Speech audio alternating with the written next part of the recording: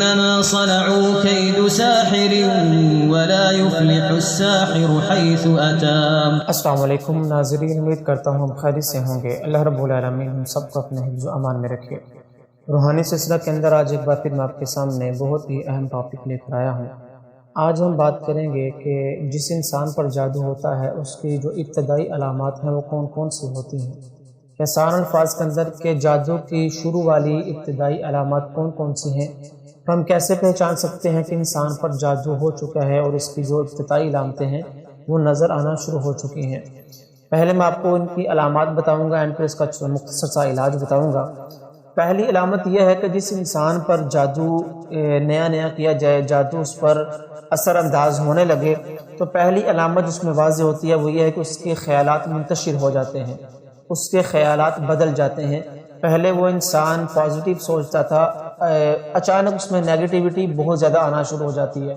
وہ غلط سوچنا شروع ہو جاتا ہے۔ کسی انسان کے بارے میں اس کے خیالات اچھے تھے، اس کے بارے میں اس کا رویہ، اس کا اخلاق اچھا تھا، اچانک اس کے دل کے اندر نفرت پیدا ہو جانا، دل کے اندر تو خیالات کا منتشر ہو جانا، یہ بھی جادو شروع ہونے کی علامات میں سے ایک علامت ہے۔ دوسری علامت اس کی یہ ہے کہ انسان کی طبیعت میں غصہ حد سے زیادہ بڑھ جانا۔ پہلے اس کی طبیعت میں اتنا غصہ نہ تھا، ٹھنڈی طبیعت کا تھا، اس کا جو اخلاق تھا، اس کا جو بول چال کا طریقہ تھا وہ بہت ہی نرم تھا، نرمی طبیعت تھی اس کی، لیکن اچانک سے کچھ ایسا ہو جانا کہ اس کا ہر انسان پر غصہ کرنا، ہر چھوٹی چھوٹی بات پر غصہ کرنا، یہ بھی جادو کی ابتدائی علامات میں سے ایک علامت ہے۔ تیسری علامت اس کی یہ ہے کہ یہ انسان سستی اور کاہلی کا شکار ہو جانا۔ پہلے اس سے انسان بہت ہی چست تھا، توانا تھا، تندرست تھا، ہر کام میں جلدی کرنے والا تھا، ایکٹیو تھا، بھاگ کر کام کرنے والا تھا، کاروبار کے اندر تیز تھا، پڑھائی کے اندر تیز تھا، بول چال کے اندر تیز تھا، دماغ اس کا صحیح چلتا تھا، ہر کام میں وہ ایکٹیو نظر آتا تھا، لیکن اچانک سے سست ہو جانا، ہر کام میں، کاروبار میں دل نہ کرنا، کام پر جانے کا دل نہ کرنا، اسکول کالج یونیورسٹی جانے پر دل نہ کرنا، گھر کے کاموں میں دل نہ لگنا خواتین کا، تو یہ بھی ایک علامت ہے کہ انسان اچانک سے سست ہو جائے اور کاہل ہو جائے، اس سے کوئی بھی کام کرنے کا اس کا دل نہ کرے، اس میں جو ایکٹیویٹی والی جو فیلنگس تھی وہ ختم ہو جائے، یہ بھی ایک علامت ہے۔ چوتھی علامت وہ یہ ہے کہ انسان کا بہت زیادہ چڑچڑا ہو جانا، ہر بات پر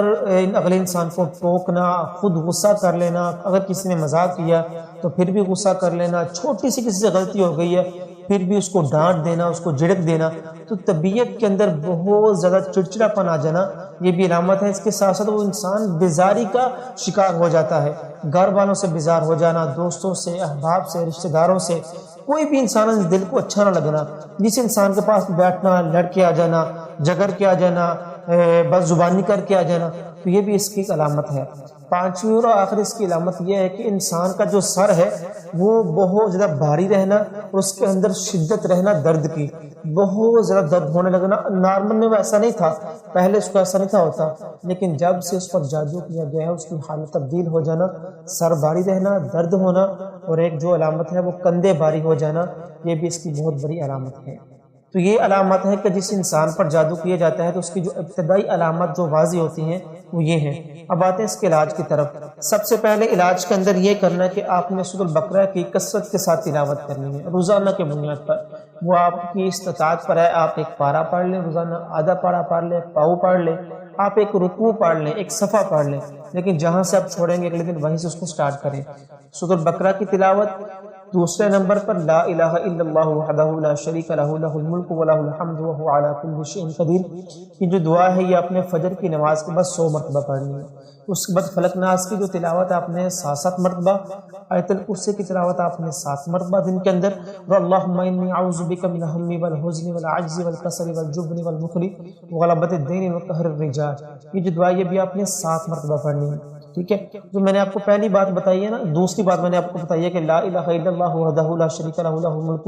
ولہ الحمد وہو علی کل شیء قدیر، یہ آپ نے فجر کی نماز کے بعد بھی 100 مرتبہ پڑھنی ہے، اور جب آپ نے علاج کے لیے ایک جگہ بیٹھ کر یہ رقیہ کرنا ہے اس کے اندر بھی آپ نے اس کو 100 مرتبہ پڑھنا ہے۔ اور یہ جو عمل آپ یہ 7 دن تک کریں، اگر 7 دن کے اندر آپ کو اس میں فرق پڑ جائے تو آپ ٹھیک ہے، نہیں تو آپ اس کو 14 دن تک بھی بڑھا سکتے ہیں، اور 21 دن تک بھی آپ اس کو بڑھا سکتے ہیں۔ اللہ رب العالمین سے دعا ہے کہ اللہ رب العالمین ہم سب کو